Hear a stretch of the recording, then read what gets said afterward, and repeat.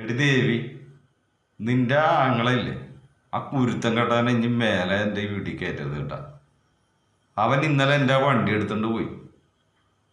ഞാൻ full tank petrol അടിച്ചിട്ടാ, ഒരു തുള്ളി പെട്രോൾ അതിൻ്റെ അകത്തില്ല.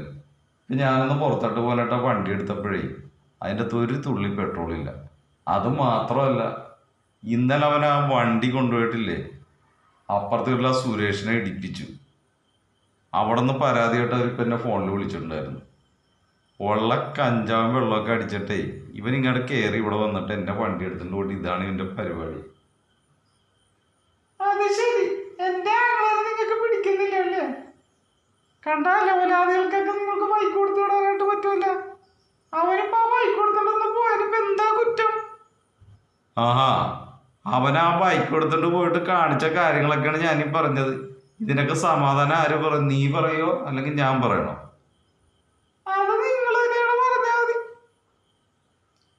എന്ത് ചെയ്യാനാ, സഹിക്കാതെ പറ്റില്ലല്ലോ ഇങ്ങനെ തല തെറിച്ച് വരുത്തൻ.